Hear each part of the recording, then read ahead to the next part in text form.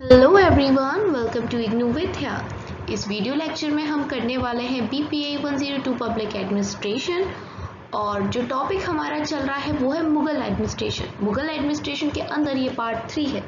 इससे पहले मुगल एडमिनिस्ट्रेशन के अंदर मैंने कुछ की पॉइंट्स बताए हैं, देन मैंने बताया कि उनका सेंट्रल एडमिनिस्ट्रेशन कैसा रहता था और अब इस पर्टिकुलर वीडियो में हम देखने वाले हैं कि प्रोविंशियल एडमिनिस्ट्रेशन कैसा रहता था मुगल्स के टाइम पे। तो आइए स्टार्ट करते हैं। तो स्टार्ट कर रहे हैं प्रोविंशियल एडमिनिस्ट्रेशन के साथ।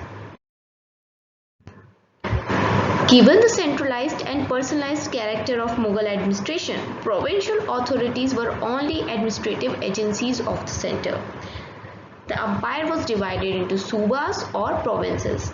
देखिए, ये चीज़ हम पहले भी डिस्कस कर चुके हैं कि मुगल्स के अंदर क्या चल रहा है कि जो भी चीज़ें वो लोग कर रहे हैं, जो मुगल्स थे वो जो भी चीज़ें करते थे उनका क्या होता था कि सेंट्रलाइजेशन पे फोकस ज़्यादा होता था।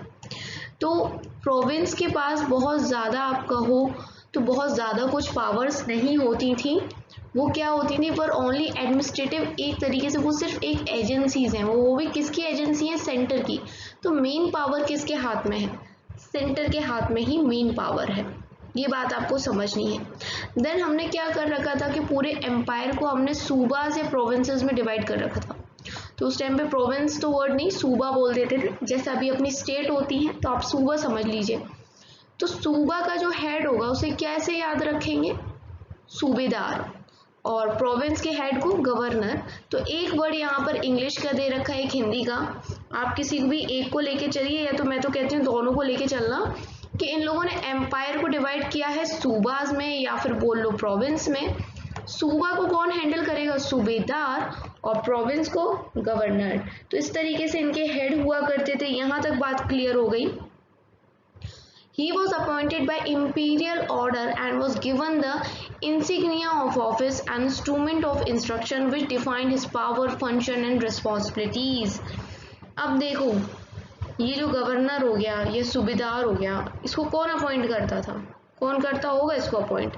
तो इसको एक इंपीरियल ऑर्डर के तहत अपॉइंट किया जाता था। नाउ आप सोच रहे होंगे ये इंपीरियल ऑर्डर क्या है, तो सुनो ध्यान से।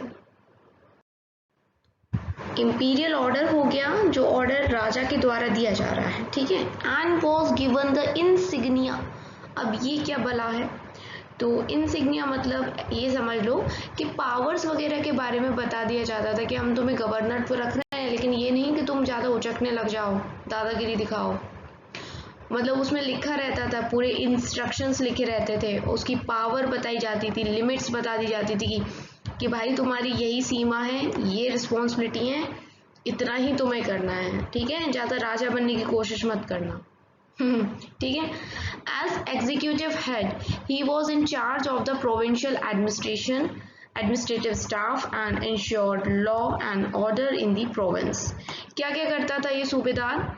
क्योंकि ये एक एग्जीक्यूटिव हेड रहता था तो ये प्रोविंशियल एडमिनिस्ट्रेटिव स्टाफ से डील करता था और ये देखता था कि प्रोविंस के अंदर लॉ एंड ऑर्डर बना रहे, ठीक है, शांति बनी रहे, कोई दंगे ना हो, कोई रिवॉल्ट ना खड़ी हो जाए राजा के खिलाफ।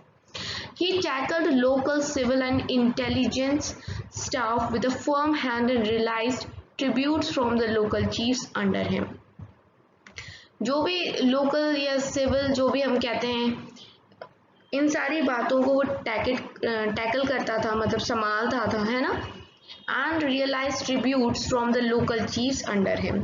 और उसके बदले में उसको कुछ ट्रिब्यूट्स भी मिल जाती थी लोकल चीफ से, कुछ मतलब समझ रहे हो ना, गिफ्ट्स वगैरह। He also controlled the local zamindars and contained there political influence. तो ये क्या करता था? लोकल जो जमींदार होते थे ये भी इसी के कंट्रोल में आते थे। The provincial diwan was selected by the imperial diwan, though next in importance to the governor, he functioned independently of him and was subordinate to the imperial diwan. तो हमने देखा था कि सेंटर पे भी एक दीवान है और वो सारे काम करता है जो भी रेवेन्यू से रिलेटेड होते हैं। तो वो क्या करता है, जो सेंटर वाला दीवान है वो इलेक्ट करेगा प्रोविंस के लिए, हर एक प्रोविंस के लिए अलग अलग दीवान कर लेगा और उनको हम प्रोविंशियल दीवान कहेंगे। तो जो काम सेंटर में चीफ दीवान कर रहा है ओवरऑल, वही काम प्रोविंस में प्रोविंशियल दीवान करेगा। ये जो प्रोविंशियल दीवान होता है ये एकदम अपना स्वतंत्रता के साथ काम करता है, इसको कोई बर्डन नहीं होता है गवर्नर का, सूबेदार का, आराम से काम करता है। ये डायरेक्ट किसके नीचे आता है? चीफ दीवान के।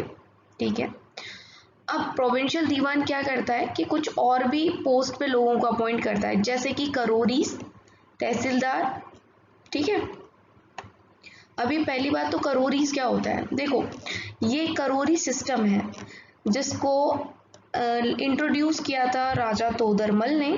और राजा तोदरमल कौन है? ये जैसे नवरत्न थे ना अकबर के, उनमें से एक थे जो बहुत अच्छे थे रेवेन्यू के मामले में, रेवेन्यू की सारी चीज़ें डील करा करते थे उस टाइम पे।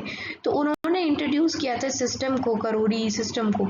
इसके अंदर क्या होता था कि जो भी साम्राज्य, उसका पूरे जो भी लैंड है, ज़मीन है, उसका पूरा तो मेजरमेंट किया जाता था। और जिस ज़मीन से हमें 1 करोड़ से ज़्यादा का रेवेन्यू मिले, वहाँ पर क्या किया जाता था कि वो पूरा कंट्रोल के अंदर आ जाता था एक ऑफिसर के, जिसको हम करोरी कहते थे। तहसीलदार रेवेन्यू कलेक्शन वाला ऑफिसर होता है, जो आज के टाइम पे भी होता है, आपको पता है ब्रिटिश के टाइम पे भी होता था। एंड ये तहसीलदार क्या करते थे? टू रिड्यूस रियोट्स टू पे गवर्नमेंट ड्यूज इन टाइम। रियोट्स किसको कह रहे हैं हम? ये कह रहे हैं फार्मर को, पीजेंट्स को, जो खेती वेती करते थे। तो इनको मनाने का काम करता था कि भाई, मतलब वसूली समझ लो एक तरीके से, टैक्स की वसूली के टाइम पे ये अपने ड्यूज दे दें। तो इंड्यूस करता था फार्मर्स को कि ये पे कर दे गवर्नमेंट को जो भी इनकी बकाया राशि है रेवेन्यूज़ की, वगैरह वगैरह वो सब। दीवान का और क्या काम था? ये ऑडिट भी करता था और इसका फुल कंट्रोल था पब्लिक एक्सपेंडिचर पर। ठीक है, तो ये ऑडिट करने का काम भी करता था, कहीं कोई धांधलीबाजी तो नहीं हो रही, इस सबको भी चेक करता था। नाउ जैसे सेंटर पे मीरे बख्शी था, यहाँ पर प्रोविंशियल बख्शी है। ये भी सिमिलर वही काम करता है जो मीरे बख्शी सेंटर पे करता था। He was responsible for the maintenance and control of troops and kept an account of salary and emoluments of all provincial officers in term of their mansabs। तो इसका भी काम सेम उसी की तरह है कि ये जो भी मिलिट्री लोग हैं, ट्रुप्स हैं, उनको कंट्रोल करता था, उनकी सैलरी अकाउंट को रखता था, है ना, जो भी उनको एक्स्ट्रा चीज़ें दी जाती थी उस पर देख रेख करता था। अकॉर्डिंग टू देयर मनसब, कि किस सोल्जर को कितना मनसब है उसके अनुसार ये उनको सैलरी देता था। मतलब सैलरी रिकॉर्ड हो गया ये, और बाकी जो इमोल्यूमेंट्स और सैलरी सेट की जो भी चीज़ें दी जाती हैं या फिर ट्रूप्स का देख रेख, सब मीर बख्शी सेंटर पे करता है और प्रोविंस पे प्रोविंशियल बख्शी करता है। सदर एंड द काजी, जैसे उसमें सदर, वो सदर था एक, तो यहाँ पर भी ये है पोस्ट। ये 2 ऑफिसर्स हैं प्रोविंशियल लेवल पे, जो कभी कभी हम ना इनकी पोजीशंस को मिला के एक ही कर देते हैं कि एक ही आदमी है जो सदर भी बन जाएगा और एक ही आदमी है जो काजी भी बन जाएगा। वैसे तो सुप्रीम कोर्ट खुद राजा ही बनता था कोई भी बड़ा मामला हो, लेकिन ऐसे उसने ये पोस्ट बना रखी थी। तो जो ये सदर वाली पोस्ट है, सदर वाली पोस्ट, ये ज़्यादातर क्या करती थी, ये एक सिविल जज है, लेकिन ऐसा नहीं है सिविल जज है तो सारे ही केसेस ये हल करे। जो केसेस थोड़े ज़्यादा ही पेचीदे होते थे, जैसा कि मैंने पहले भी बताया कि highly centralised and personalised institution है, या मुगल्स के टाइम पे तो फिर मुगल ही राजा ही देखा करता था। काजी क्या है? Qazi was concern with the civil suits. Civil suits कौन से होते हैं, कौन सी ऐसी चीज़ें होती हैं जो सिविल सूट्स के अंदर आती हैं? For example I will tell you, देखिए जो छोटे मोटी बातें हो जाती हैं, जैसे कि असॉल्ट का केस है, फ्रॉड का केस हो जाओ, या किसी ने आपके साथ कोई धोखाधड़ी कर दी है ना, तो इस प्रकार का जो भी काम है वो आपके सिविल सूट में आ जाएगा। तो जनरली काजी यही सब देखता था, लेकिन कभी कभार वो क्रिमिनल केसेस को भी देख लेता था। तो the topic now is district and local administration. इसे हम करेंगे नेक्स्ट वीडियो में। अब आपका काम शुरू होता है, लाइक करिए, कमेंट कीजिए और चैनल पे नए हैं तो सब्सक्राइब कीजिए। मिलते हैं आपको नेक्स्ट वीडियो लेक्चर में। Bye bye, take care.